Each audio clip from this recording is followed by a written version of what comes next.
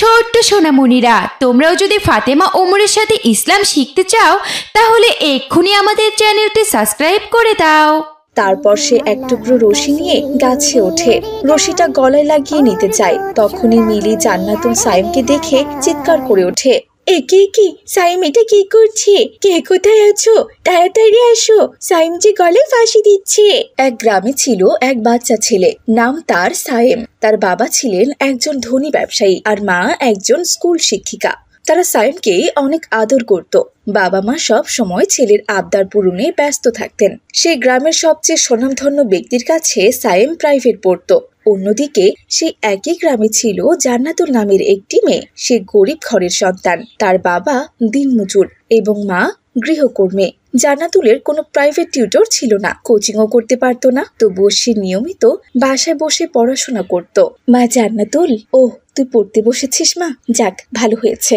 শোন মা, আমি কাজে গেলাম, তোর বাবা আসলে ভাত বেড়ে দিস, আর তুইও গোসল করে নামাজ পড়ে খেয়ে নিস মা। ঠিক আছে মা।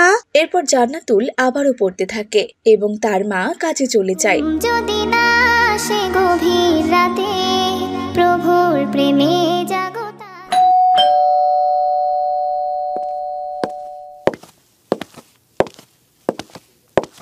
আসসালামু আলাইকুম আপা, ভালো আছেন? সাইম কোথায়? ওয়ালাইকুম আসসালাম। জি ভাই, ভালো আছি। আসুন ভাই, ভেতরে আসুন। সাইম ওর রুমে বসে হোমওয়ার্ক করছে। বাবা সাইম, তোমার টিচার এসেছে। মায়ের কোনো কথাই সাইম শুনতে পায়নি। এদিকে নীরব স্যার সাইমের রুমে গিয়ে দেখে সে পড়ার টেবিলে বসে ফোনে ফ্রি ফায়ার খেলছে। কি ব্যাপার সাইম, তুমি এখানে বসে গেমস খেলছো? তোমার মা তো বললো তুমি নাকি হোমওয়ার্ক করছো। ইদানিং তোমার পড়াশোনা একদম ভালো হচ্ছে না, তাড়াতাড়ি বই নিয়ে বসো। স্যার আরেকটু খেলি না স্যার, আরেকটু। আর কোনো কথা শুনতে চাই না। এখন তুমি ক্লাস 10-এ উঠেছো, যথেষ্ট বড় হয়ে গেছো। এখন কি আমি তোমার গায়ে হাত তুলবো বলো তো, নাকি তোমার মাকে ডাকবো? মাকে ডাকার কথা শুনে সাইম ভয় পেয়ে যায় আর ফোন রেখে পড়তে বসে। এদিকে রেহানা স্যারের জন্য চা বিস্কিট নিয়ে আসে। ভাই, আমার ছেলের পড়াশোনা কেমন চলছে? আলহামদুলিল্লাহ আপা, ও তো খুবই ভালো পড়ালেখায়। মাঝে মাঝে একটু ফাঁকিবাজি করে, কিন্তু পড়াশোনায় বেশ ভালো। তাছাড়া আর কয়েক মাস পরেই তো এসএসসি পরীক্ষা। এখন একটু বেশি করে লেখাপড়া করলে জিপিএ 5 পাবে ইনশাআল্লাহ। স্যারের মুখে সমস্ত কথা শুনে রেহানা খুব খুশি হয়ে যায় আর সেদিনের পর থেকে তিনি স্যারের জন্য নাস্তা আরো বাড়িয়ে দেয়। সামনে যেহেতু এসএসসি পরীক্ষা, এখন থেকে এই ছেলেটাকে একটু বেশি করে পড়াতে হবে। এমনিতেও অঙ্কে খুব কাঁচা, তার উপর আবার সারাক্ষণ ফোন নিয়ে পড়ে থাকে। এসব কথা তো আর আমি ওর মাকে বলতে পারবো না। যদি আবার ওর মা এসব কথা শুনে আমাকে কাল থেকে না করে দেয়, তাহলে তো আর আমি প্রতি মাসে বেতন পাবো না। না, যেমন করেই হোক এসএসসি পরীক্ষার আগ পর্যন্ত ওকে পড়াতে থাকি। ভালো রেজাল্ট না করলেও নিশ্চয়ই পাশ করবে। এভাবেই দিন কাটছিল। তবে যতদিন কাটছিল সাইম ততই ফোনের প্রতি আসক্ত হয়ে পড়ছিল। এমনকি এসএসসি পরীক্ষার সময় সে পড়াশোনার পাশাপাশি গেমস খেলতো। অন্যদিকে জান্নাতুল সারা দিন রাত একাকার করে লেখাপড়া করত। হে আল্লাহ, আমি যথাসাধ্য চেষ্টা করছি, তুমি আমাকে সাহায্য করো, আমি যেন পরীক্ষায় A+ পাই আর বড় হয়ে আমার বাবা মার পাশে দাঁড়াতে পারি। কদিন পরে ছিল তাদের গণিত পরীক্ষা। পরীক্ষা শেষে সবাই মিলে বের হয়ে একে অপরের সাথে গল্প করছিল।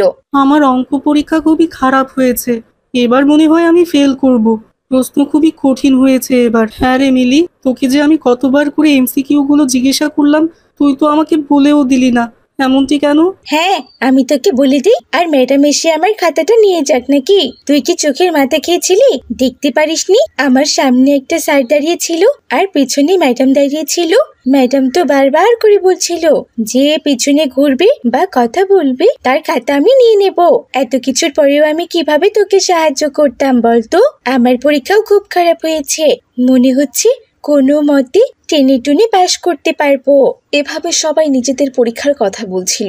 দেখতে দেখতে সবগুলো পরীক্ষা শেষ হয়ে যায়। এসএসসি পরীক্ষার পর জান্নাতুল মিলি তাদের বাড়িতে বসে দর্জির কাজ শিখতো। অপরদিকে সাইম সারা দিন রাত বসে ফ্রি ফায়ার খেলতো। তার এতটাই নেশা হয়ে গিয়েছিল যে সে জুমার নামাজ অব্দি পড়তে যায়নি। একদিন দুপুরে এসএসসি ফলাফল প্রকাশ পেল। আলহামদুলিল্লাহ, আমি A+ পেয়েছি। আব্বু, আম্মু, আমি A+ পেয়েছি। আজকে আমি খুব খুশি। আলহামদুলিল্লাহ, আমার মেয়ে A+ পেয়েছে। আজকে আমার খুব আনন্দের দিন। আমি আজকে মসজিদে 2 কেজি মিষ্টি দিব ইনশাআল্লাহ। রশি নাম লেখা মধুমাখা তুমি মোর কামলি। মাশাআল্লাহ, তুই তো খুব ভালো রেজাল্ট করেছিস জান্নাতুল, কংগ্রাচুলেশন। জাযাকাল্লাহু খাইরান। তোমার রেজাল্ট কি মিলি? আমার রেজাল্ট খুব বেশি ভালো নয়, তুমি তো জানো আর্টস থেকে A+ পাওয়াটা অনেক কঠিন। তবুও আমি চেষ্টা করেছি, কিন্তু আমার A গ্রেড এসেছে, মানে 4.00। একটু টেনে টুনে A গ্রেড পেয়েছি আর কি। তবে যা পেয়েছি শুকর আলহামদুলিল্লাহ। অঙ্ক পরীক্ষাটা আমার খুব খারাপ হয়েছিল, ভেবেছিলাম ফেলই করব। ওহো, তোমাকে তো একটা কথা বলতেই ভুলে গিয়েছি, সাইম ফেল করেছে জানো, ওর অঙ্ক আর পদার্থ সাবজেক্টে ফেল এসেছে। এসব তুমি কি বলছো মিলি? এত ভালো স্যারের কাছে পড়ে ওর 2টা সাবজেক্ট ফেল গেল কি করে? সে যাই হোক, সাইমের নিশ্চয় খুব মন খারাপ। চলো আমরা ওর সাথে একটু কথা বলে সান্ত্বনা দিয়ে আসি। জান্নাতুল এবং মিলি সাইমদের বাড়িতে যাওয়ার জন্য রওনা দেয়। এদিকে গ্রামের লোকেরা মুখ টিপে হাসে। কেউ বলে, বড় লোকের ছেলে আরাম করে খায় দায় আর ফোনে গেমস খেলে, অথচ পড়াশোনার কোনো নামগন্ধ নেই, তাই তো ফেল করলো। ওদিকে আমাদের জান্নাতুল কত ভালো রেজাল্ট করেছে, অথচ কারো কাছে প্রাইভেটও পড়েনি, আবার কোচিংও করেনি। মহিলারা যখন এভাবে কথা বলছিল তখনই সব কথা রেহানা শুনে ফেলে, আর সে সাইমের উপর ভীষণ রেগে যায়। এদিকে সাইমের সব বন্ধুরাও তার সাথে যোগাযোগ করা বন্ধ করে দেয়। তার বাবা রেগে গিয়ে বলেন, তোর জন্য আমি এত টাকা খরচ করলাম আর তুই ফেল করলি। এখন থেকে তোর পড়াশোনার পেছনে 1 টাকাও আমি আর দেব না। কই তোর ফোনটা কোথায় দেখি? আজ আছি কাল যদি না থাকি দুনিয়া। তুই আমাদের মুখটা পোড়ালি রে বাবা, এত টাকা পয়সা খরচ করে তোর কাছ থেকে এই রেজাল্ট পেলাম, আজ থেকে তোর খাওয়া দাওয়াই বন্ধ। জান্নাতুলের মতো একটা মেয়ে পচা বাসি খাবার খেয়ে প্রাইভেট কোচিং না পড়ে কত ভালো রেজাল্ট করলো, আর তোকে প্রতিদিন ডিম দুধ আপেল কমলা খাওয়ানোর পরেও তুই কিনা পরীক্ষায় ফেল করলি। যা গিয়ে জান্নাতুলের পা ধোয়া পানি খা, বের হ বাড়ি থেকে, বের হ বলছি। কোনো ফেল করা স্টুডেন্টের জায়গা আমার বাড়িতে হবে না, তুই আর কখনোই বাড়িতে আসিস না। বাবা মায়ের কথায় সাইম অনেক ভেঙে পড়ে, সে হতাশ হয়ে যায়, কি করবে কোনো কিছুই বুঝতে পারে না। সবার চোখে আমি এখন অপদার্থ, সবাই হাসছে আমার ব্যর্থতা নিয়ে, কেউ আমার সাথে ঠিক মতো কথাও বলছে না, সবাই আমার সাথে খারাপ ব্যবহার করছে। আমি আর সহ্য করতে পারছি না, আমি আর বাঁচতে চাই না। সেদিন বিকেলবেলা সাইম চুপচাপ বাড়ি থেকে বেরিয়ে যায়। বাড়ির পাশে দাঁড়িয়ে থাকা পুরনো কদম গাছের দিকে তাকিয়ে থাকে অনেকক্ষণ। তারপর সে এক টুকরো রশি নিয়ে গাছে ওঠে। রশিটা গলায় লাগিয়ে নিতে চায়, তখনই মিলি জান্নাতুল সাইমকে দেখে চিৎকার করে ওঠে, একে কি সাইম, এটা কি করছে? কে কোথায় আছো? তাড়াতাড়ি আসো, সাইম যে গলায় ফাঁসি দিচ্ছে। মিলির চিৎকার শুনে পাশের লোকজন দৌড়ে আসে। এক যুবক ছুটে গিয়ে কদম গাছে ওঠে এবং দড়ি কেটে দিয়ে সাইমকে নিচে নামিয়ে আনে। সাইম অজ্ঞান হয়ে পড়ে, সবাই মিলে তাকে মেডিকেলে নিয়ে যায়।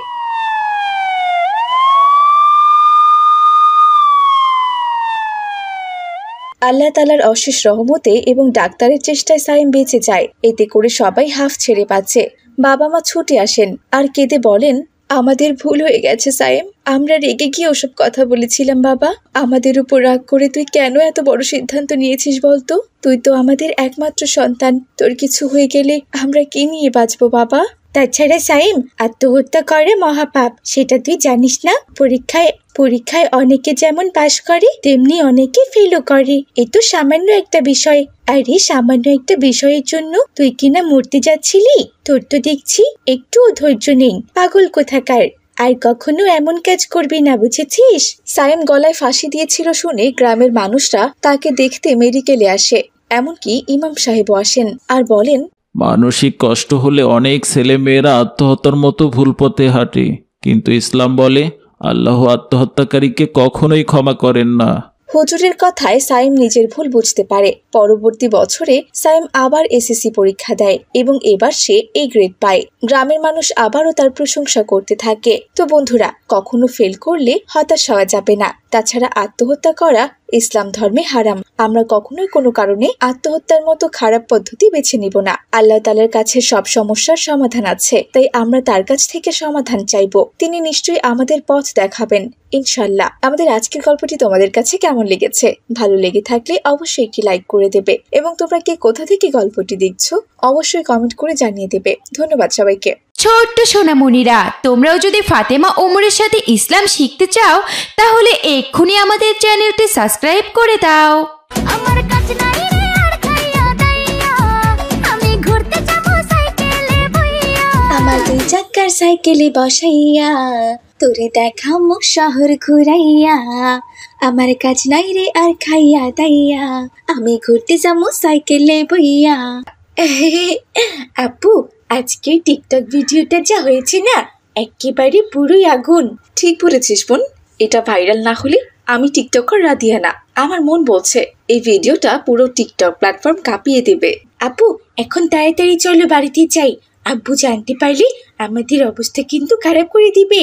এই বলে মিলি আর রাদিয়া তাড়াতাড়ি করে সেখান থেকে চলে গেল। বন্ধুরা, এই যে টিকটকার রাদিয়াকে দেখতে পাচ্ছ, সে একসময় কিন্তু টিকটক করতো না। দাখিল পাশ করার পর তাকে কলেজে ভর্তি করে দেওয়ার পরেই তার এই অবস্থা হয়েছে। কলেজের মডার্ন মেয়েদের সাথে মিশে মিশে সে এখন টিকটক করা শুরু করেছে। আর এই কাজে তাকে সাহায্য করে তারই ছোট বোন মিলি। মিলিকেও সে মডার্ন মেয়ে করে গড়ে তুলেছে। কিন্তু রাদিয়ার বাবা একজন কঠোর মুসলিম।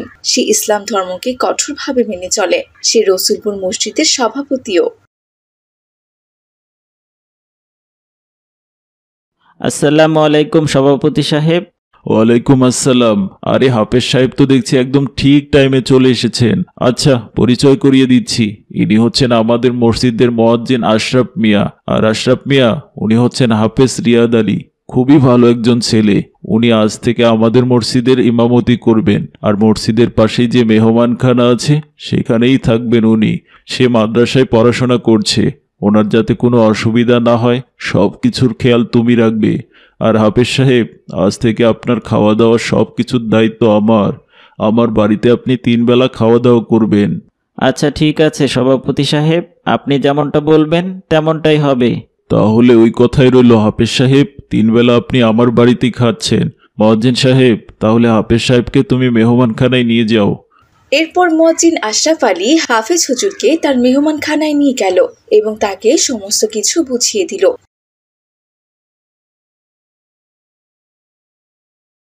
এদিকে মিলি আর রাদিয়া হাঁফাতে হাঁফাতে বাড়িতে ফিরে এলো। কি ব্যাপার রাদিয়া, মিলি, তোমরা এভাবে হাঁপাচ্ছ কেন? তোমরা দৌড়ে দৌড়ে কোথা থেকে এলে? আম্মু, আগে বলো তো, আব্বু কি চলে এসেছে? না, এখনো আসেনি, তবে তার আসার সময় হয়ে গেছে। ওহ, যাক বাবা, বাঁচা গেছে।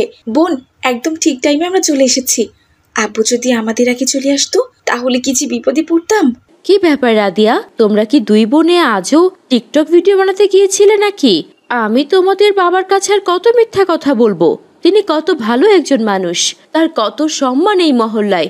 আর তোমরা 2 বোন তার সম্মান একবারে ধুলায় মিশিয়ে দিচ্ছ। কতদিন বলেছি ওসব টিকটক ভিডিও করা যাবে না। আম্মু, এভাবে বলছো কেন? আর কতদিন ম্যানেজ করো না। আমি যখন টিকটক সেলিব্রিটি হয়ে যাব তখন দেখবে আব্বু ঠিক আমাকে আর কিচ্ছু বলবে না। তখন মাসে আমি লক্ষ লক্ষ টাকা আয় করতে পারবো। তখন তোমরা হবে একজন সেলিব্রিটি টিকটকারের মা। চুপ করো বেহাই, আমি কোথাকার। লজ্জা শরমের মাথা খেয়ে ফেলেছো নাকি তুমি? এসব কি বলছো? তুমি আমাদের বাড়ির মেয়ে হয়ে টিকটকে নাচানাচি করবে? এতে কি আমাদের মান সম্মান থাকবে?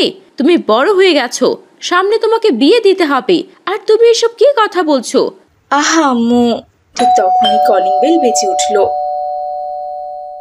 ওই তো তোমার আব্বু মনে হয় চলে এসেছে। আম্মু, প্লিজ প্লিজ প্লিজ, দয়া করে তুমি আব্বুকে কিচ্ছু বলো না। আব্বু এটা জানতে পারলে আমাদের মেরেই ফেলবে।